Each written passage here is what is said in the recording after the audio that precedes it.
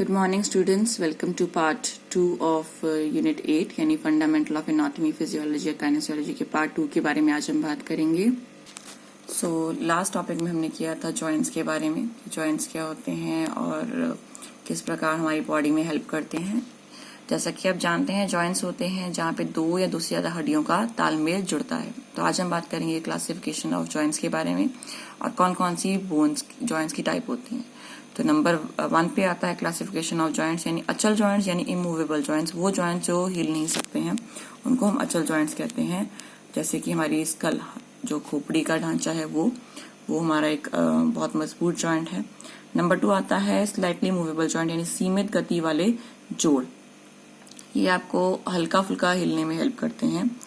इसमें भी आप देख पाएंगे चाहे वो रीढ़ की हड्डी हो, चाहे वो आपकी पैरों की हड्डियां हो, वो आपको हिलने में पार्शली हेल्प करती हैं।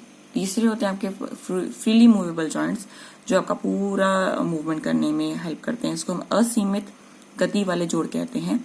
और देखा जाए तो ये आपके कमर के आसपास होते हैं जो आपको हेल्प करते हैं। इसके अलावा ये आपको मूवमेंट करने में भी हेल्प करते हैं। अगर बात की जाए तो what are the various types of joint, तो पहला आता है बॉल एंड सॉकेट जॉइंट यानी गेंद और खोल वाला जोड़ जो आपके आंखों में भी प्रेजेंट होता है अथवा कंधों के जोड़ में प्रेजेंट होता है। नंबर 2 आता है हिंज जॉइंट। देख पा रहे हैं आप elbow between the humerus and ulna, जहां पे इन्होंने डायग्राम में भी दिखाया हुआ है। नंबर 3 आता है आपका पाइवॉइड जॉइंट यानी केंद्रीय जोड़ जो आपको घूमने में हेल्प करता है, जैसे कि गर्दन की गतिशीलता। नंबर 4 पे आता है आपका वृत्ताकार जोड़ यानी कॉन्डिलॉइड जोन। ये जोन जो होता है ये कलाई के जोड़ जैसा होता है जो आपको मूवमेंट देने में काम करता है। इसके अलावा पीठ के पर्चे वाला जोड़ यानी सेटल जॉइंट, जिससे आपको लचीलता मिलती है, फैलाव मिलता है, इसे हम देख पाते हैं अंगूठों के जोड़ में। इसके अलावा आता है हमारा ग्लाइडिंग जॉइंट यानी फिसलने वाला जोड़ जो कि आपके पैरों की उंगलियों के जोड़ में पाया जाता है। नेक्स्ट बात करेंगे हम मसल्स के बारे में कि कौन कौन सी प्रॉपर्टीज है मसल्स की और क्या क्या टाइप्स ऑफ मसल्स हम देखते हैं। तो प्रॉपर्टीज के बारे में बात की जाए तो नंबर 1 आता है कॉन्ट्रैक्टिलिटी यानी सिकुड़ना। और मसल्स आपको सिकुड़ने की क्षमता देते हैं, जिससे आप जो मूवमेंट है, एक अगर मसल कॉन्ट्रैक्ट हो रही तो दूसरी आपकी एक्सपैंड होती है और आपको काम करने में हेल्प करती है। नंबर 2 आता है एक्साइटेबिलिटी यानी इसका मतलब होता है नर्वस व हार्मोन के स्टिमुलेशन में आपकी मांसपेशियों का जो प्रक्रिया है उसका शामिल होना। नर्वस सिस्टम को इंक्लूड करता है ये पार्ट। नंबर 3 पे आता है आपका एक्सटेंसिबिलिटी। एक्सटेंसिबिलिटी का अर्थ होता है मांसपेशियों को सामान्य लंबाई व एक सीमित डिग्री तक खींचा जा सकता है, यानी कितनी देर तक वो कहाँ तक एक्सटेंड हो सकती हैं। नंबर 4 पे आता है इलास्टिसिटी। इसका मतलब है अगर मांसपेशियों को फैलाया जा रहा है तो बाद में उसका मूल आकार किस तरह से लौटकर वापस आता है। जैसे आप रबर बैंड को देखते हैं, खींचते हैं तो वापस रबर बैंड अपनी शेप में आ जाता है, वही इलास्टिसिटी आप अपनी मसल्स में देख पाते हैं। Then is the muscular system यानी सभी मानव क्रियाएं जो मोटे तौर पे मांसपेशियों के संकुचन पर निर्भर करती है। मूल रूप से जो सभी गतिविधियां हैं मांसपेशियों के खींचने की होती हैं। दूसरे शब्दों में अगर कहा जाए तो मांसपेशियों के संकुचन का कार्य जो है वो मनुष्य के शरीर में गति को प्रदान करता है। तो ये आपका था muscular system. Types of muscles की बात की जाए तो 3 तरह की मसल्स होती हैं, एक होती है वॉलेंट्री, दूसरी इनवॉलेंट्री और तीसरी कार्डियक। अगर हम वॉलेंट्री यानी इच्छिक मसल्स की बात की जाए, ये वो मसल्स हैं जो हमारी इच्छा से चलती हैं, जैसे हमारा लिखना हो गया, हाथों की मसल्स हो गई या चलना हो गया। इनवॉलेंट्री वो मसल्स हैं जो हमारी इच्छा के विरुद्ध काम करती हैं, अपने आप काम करती हैं, चाहे वो आंखों का पलक झपकाना हो या फिर आपका हृदय का धड़कना।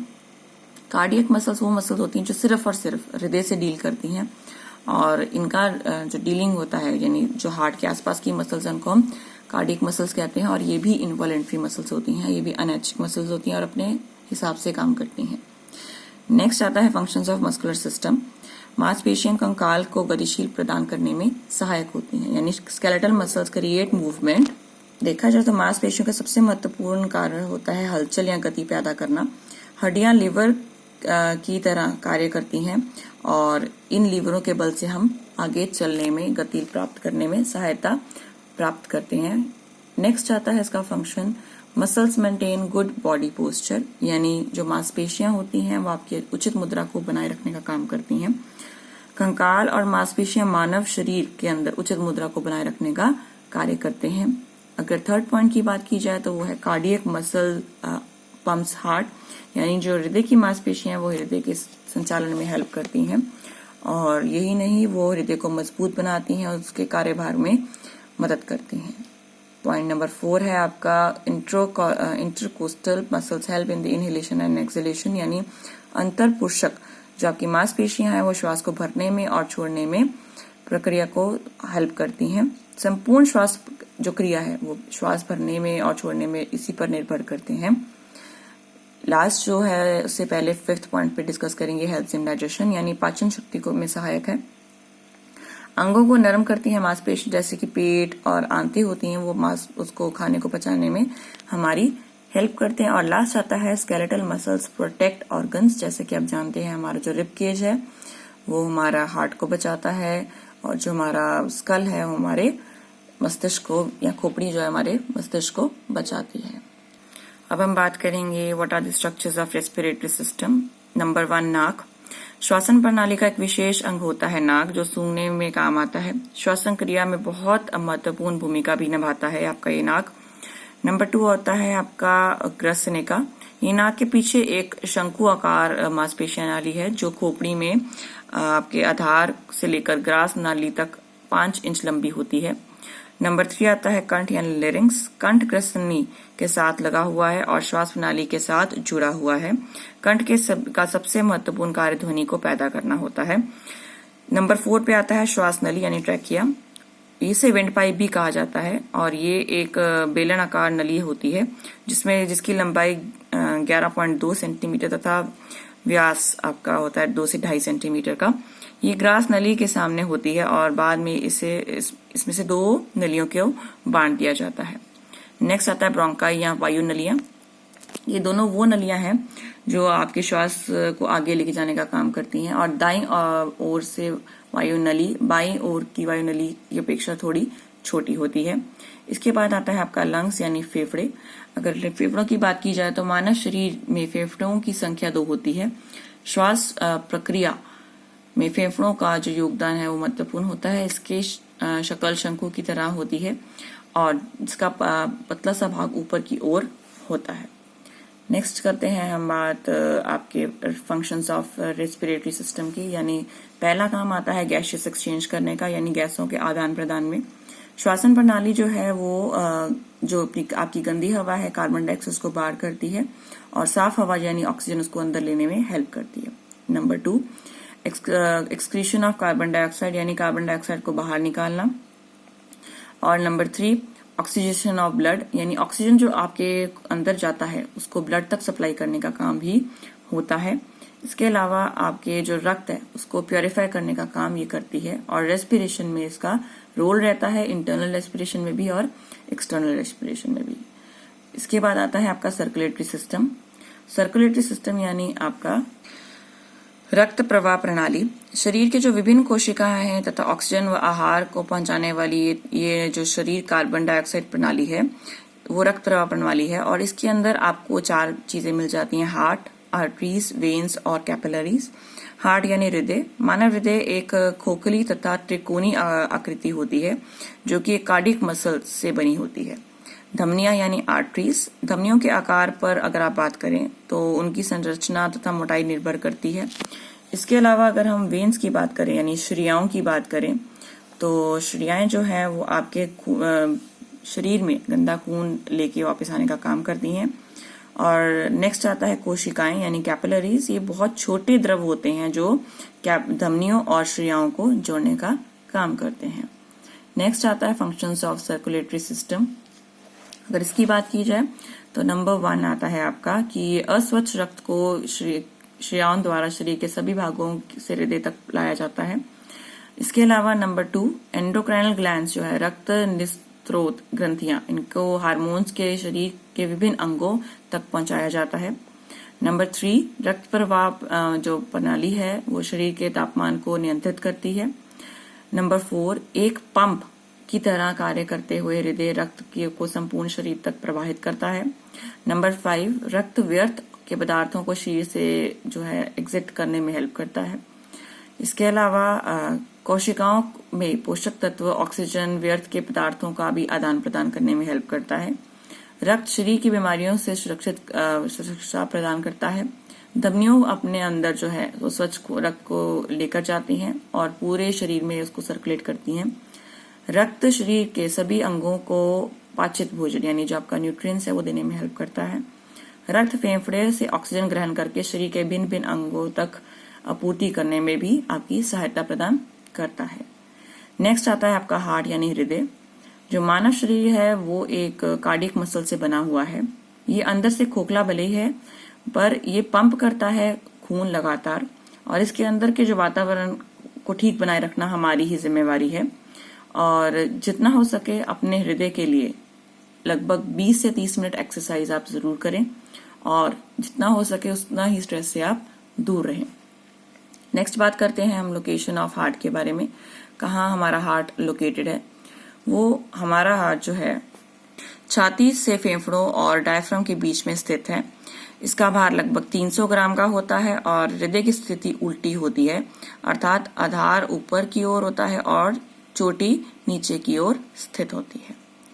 सो what are the functions of heart? जैसा कि हम बात कर चुके हैं कि ये रक्त को बाएं नली से धमनियों में, फिर धमनिका और उसके बाद कोशिकाओं में वापस दाएं आलिंद की श्रेणियों के द्वारा आना में जो है हेल्प करता है।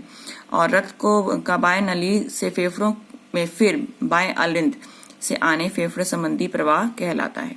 सामान्य प्रवाह में काफी शक्ति होती है जबकि फेफड़े संबंधी प्रवाह में कम शक्ति होती है। नेक्स्ट बात करते हैं हम इक्विलिब्रियम के बारे में, यानी आपके संतुलन के बारे में। अगर हम इक्विलिब्रियम की बात करें तो जब शरीर पर लगभग लग रही सभी शक्तियां बराबर हों और विपरीत या विरोधी कोई शक्ति ना हो तो हम संतुलन में होते हैं। यानी बैलेंस में तब होते हैं जब सारी फोर्सेस का जो सम है वो 0 होता है। दो तरह के बैलेंस होते हैं हमारी बॉडी में, एक तो स्टैटिक बैलेंस, एक डायनामिक बैलेंस। यानी बैठे बैठे बैलेंस जिसको कहते हैं स्थिर संतुलन, जैसे कि आप बैठे हुए हैं, चाहे चेयर पे बैठे हुए हैं चाहे अपने बेड पे बैठे हुए हैं, उसको हम स्टैटिक बैलेंस कहते हैं। और डायनामिक बैलेंस यानी गतिशील बैलेंस वो बैलेंस होता है जब हम चलते हुए, चाहे हम जिम्नास्टिक्स में हों चाहे हम खेल में हों, जो बैलेंस मेंटेन करते हैं उसको हम इक्विलिब्रियम कहते हैं, उसको हम गतिशील संतुलन कहते हैं। कहाँ कहाँ अप्लाई होता है ये संतुलन? नंबर 1, दौड़ते हुए जो एथलीट हैं उनको अधिक कुशलतापूर्वक व जल्दी से रुकना होता है, उधर अप्लाई होता है आपका ये संतुलन।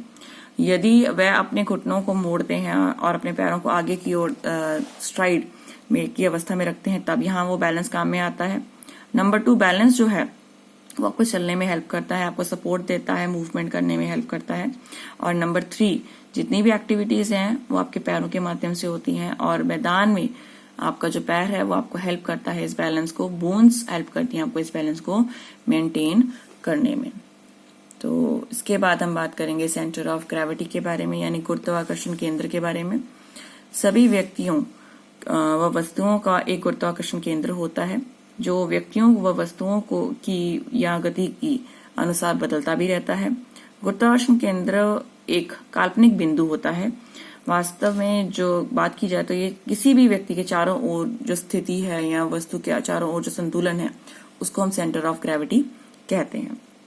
मानव शरीर में भार के माध्य को गुरुत्व केंद्र के रूप में जाना जाता है। दूसरे शब्दों में ये कहा जा सकता है कि गुरुत्व केंद्र वह बिंदु होता है जिस पर शरीर के सारी संहति स्थित होती है हुई प्रतीत होती है, तथा वह बिंदु जिस पर वस्तु का संतुलन होता है उसको हम सेंटर ऑफ ग्रेविटी से कहते हैं। लास्ट जो है हमारा टॉपिक वो है एप्लीकेशन इन स्पोर्ट्स, कहाँ हम इसको अप्लाई करते हैं। तो अपने खेल कौशल को और अच्छा बनाने के लिए खिलाड़ियों के लिए गुरुत्व केंद्र की जानकारी बहुत आवश्यक होती है। उदाहरण के तौर पे अगर आपको बास्केटबॉल में जंप बॉल के दौरान खिलाड़ी ऊंचाई प्राप्त करने के लिए अपने दोनों हाथों को आगे व ऊपर की ओर हिलाता है, इस प्रकार जब एक खिलाड़ी हवा में होता है तो वह अपने हाथों एक हाथ के बराबर ही नीचे की ओर लेता है और दूसरे हाथ को अधिकतम दूरी तक पहुंचाने की कोशिश करता है। तो ये आपका एप्लीकेशन इन स्पोर्ट्स आया। यहाँ तक था आपका लेसन नंबर 8। आपको इसके साथ की अटैच PDF फाइल्स और क्वेश्चन आंसर्स मिल जाएंगी। सो प्लीज उनको अटेम्प्ट कर लें। Thank you students.